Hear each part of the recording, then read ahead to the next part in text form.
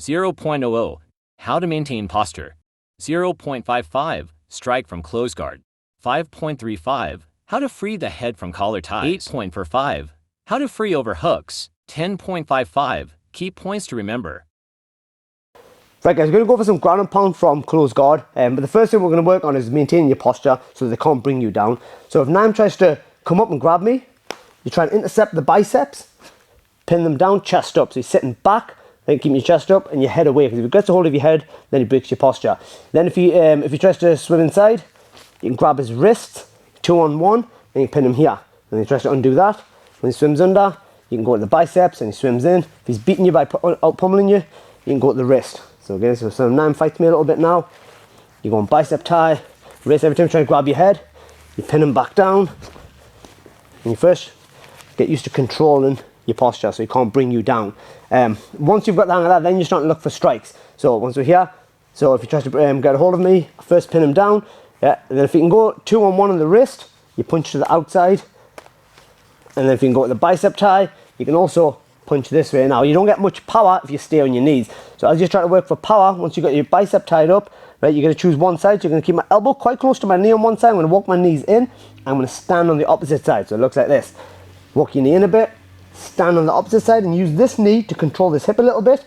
Keep this elbow quite close to your knee, and then you're going to posture up. The posture is really important so it can't bring you down. If you get a hold of my head, it's easy for me to peel it if my posture's up. And then from here, the openings are down the middle or around the outside, a bit like a cross. You go slightly to the outside, so you look for the gaps. He'll try to grab your arm. As he does, you'll re-pummel it, and then you'll drop this one down this time, this side.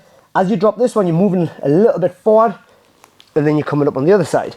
Again, it takes a bit of practice to find your balance here, but you need to make sure you pinch your knees a little bit, so you're controlling that hip, so you can't swing arm bars and submissions too easy. Chest up, and again, you got to strike down the middle, strike on the outside. You can also hit to the body. If you need to create an opening, you go body, head, and then he'll try to re-pummel. As he does, you switch, and each time I'm cushioning him a little bit more. If you notice, I'm coming high up on him. 1, 2, when he tries to re-pummel.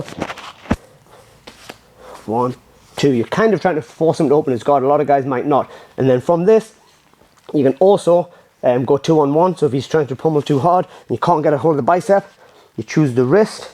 And so you grab the wrist, 2-on-1, pin it down. So I'm pinning it into his stomach, and then I'm going to stand up on the open side so you can't unhook the leg. And now you're looking to strike here. You won't be able to keep him there for too long. You'll probably battle it hard. Then you'll switch sides. Same again. On the other side, you're looking to land strikes. And then you can progress one layer more once you feel the confidence on this and you've got your balance. If you want to go for even more power and maybe force him to open his guard eventually, you'll stand up. So you'll come up one side, you're hitting, and then you'll stand up on the other side. Now make sure I watch my chest is upright as I stand. Yeah, because you don't want him to be able to grab your head. If he grabs your head, now you can start swinging submission. Keep your head upright as you stand. That's really important to know. So step, head stays up, step, head stays up. Yeah, so you can't grab your head. You never want to be able to grab your head as you stand. Pinch in a bit with your knees. You can put a little bit of rotation on them if you feel like you've got the balance, or you can stay quite neutral. You just got to watch out for them grabbing your leg and sweeping you. But if you can only get one side, you shouldn't be able to sweep you. He'll usually open his guard and you'll be able to pass. But from here, you've got strikes there. And if he does re-pummel, you can switch arms here. And anytime you lose your balance, he brings you down a bit. You control the biceps and you go back down either 2 layers that we just did there, or you go down 1 layer and then you're going through the sequence again. Yeah, if you stand with 2 bicep ties, just be a little bit careful of them grabbing your legs, but you'll stand a bit more staggered so you can't grab straight to the other side. And then you'll come from here. You start landing with 2 hands. If you can see the arm, grab the arm, throwing strikes. Usually within 1 or 2 here, he'll open his guard. As he does, watch, I keep my posture, I use my hips in, throw that leg across my body, shelf it, yeah, and then you'll knee slide across, right? So I'll drive here, so I'll leg weave him. Now you'll either leg weave him here, or if his knee drops, drop your knee in between his legs. So you control his posture here, and then again, I'm in a really good position to land strikes. And a lot of times what will happen here, if you don't want to pass, or if you don't pass, he'll immediately try to re-shrimp and get his guard back, and then you kind of back in. If you do fall into the guard, back into the same sequence. Right? You can just cycle through this over and over. So you're kind of just going from layers, so you're on your knees first, then you're up 1 layer, 1 knee, 1 leg, then you're trying to get onto 2 legs, landing big strikes, and then if he opens his guard, you hip out, throw the leg over you, and then try and trap this leg on your hips, you shelf it, and then you'll kind of knee cut across to either end up in a leg weave like this, or sometimes you'll end up in this position. If you end up in this position, you tend to look for side mount on the back.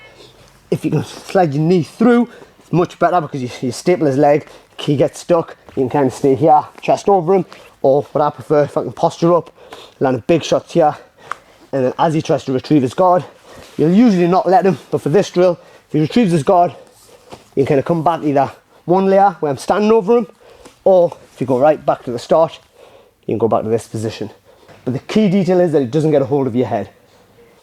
So if they do get a hold of your head, so if your posture's up and he repummels and gets a hold of the head, you need to have one thing keeping him down. So this hand here, keeping him down, and this detail here, watch when I peel this hand off, I need to keep my head up. This is where posture is important, chest is up, right? And then I'm going to push his hand up and over me. If I push it downwards, it's going to pull my own head down. So you go up, so I get my thumb in the inside, peel it up, and then over as it comes down, yeah, and then you'll try to trap the arm, or you can be in here. So you guys again, if you're breaking your posture, resist a little bit, it's going to hurt your neck if you stay there too long. So look, I peel it up and over, and as soon as I can, I reposture up. I usually like to go to 2 to 1 as soon as I can if you've got the wrist. Yeah, so if you grab my head, there, peel it up, and then down. But sometimes they do bring you down. So if he pulls me there, if he pulls the other side, I lose my balance and I'm down. He's got both inside control, right? So I've got to be really careful here because he's got the control. If I start flaring my arms like that, he can start sneaking knees through the middle and start attacking submissions. So you've got to keep yourself in close. If my elbows are close to my knees, it's hard for him to submit me, right? So what I'm going to do from here is I'm going to tripod a little bit, right? So I'm going to tripod into him. So drive your head in, I'm going to tripod into him. Right, and then I'm going to try and choose a side, so I'm going to drive down to one side a little bit. Now you've got a little bit of opening here, you can land some strikes. As he flares his arm to block my strike, you swim your hand in the inside. Once you've got one on the inside, you're going to switch down and across. Again, I'm crowding him a little bit. And then you can start landing strikes here. And then when you're ready, you're going to drive into him, and I'm going to sit back, right, when I feel the timing, and I'm going to peel that hand out. So watch my legs, I'm crushing them, my legs walk back a touch, I sit down, knees drop, then my bum goes back and I peel at the same time.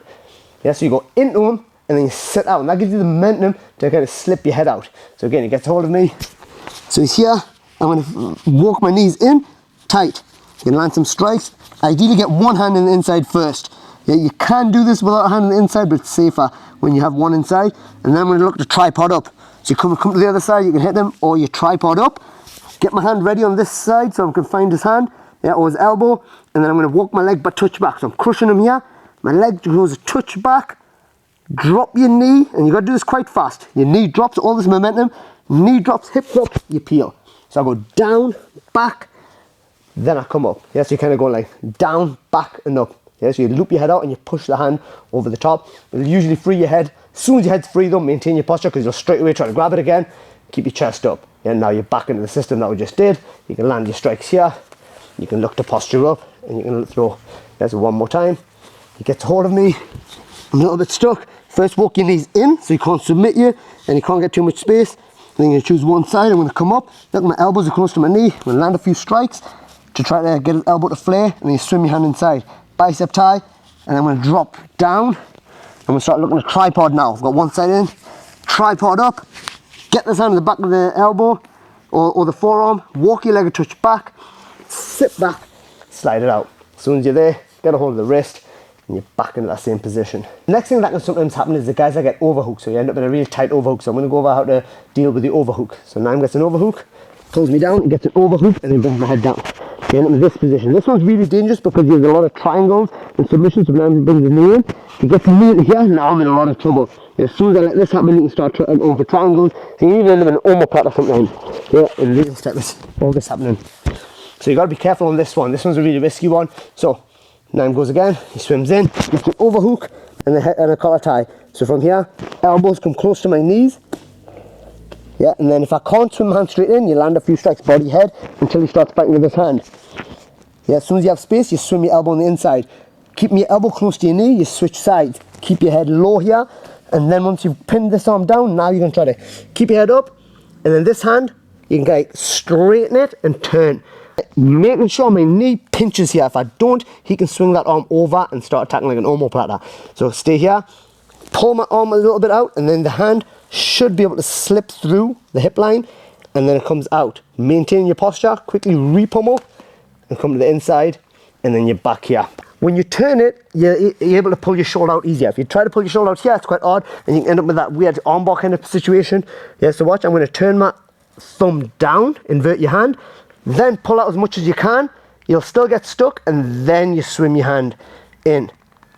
And as soon as your hand's on the inside, you re-pummel, control the bicep, keep your head free. Don't let them grab your head again. Right, so one more time, a little bit faster. So now I'm gets an overhook. I quickly crowd him, knees in tight, landing some strikes, swim it this side, switch sides, and then look, I pull away, swim the hand out, and a posture, and I'm back into looking to strike. It's a really good drill where the other person looks to grab your head, looks for overhooks, and you can progress this drill even more, where you can start trying to attack submissions. But if you're new to this, start by getting this right. Bicep ties, wrist controls, and maintain posture when you're looking for strikes. So just to recap, I'm going to go over the main key points for you to remember. So the first thing is, if he brings you down, elbows close to your knees.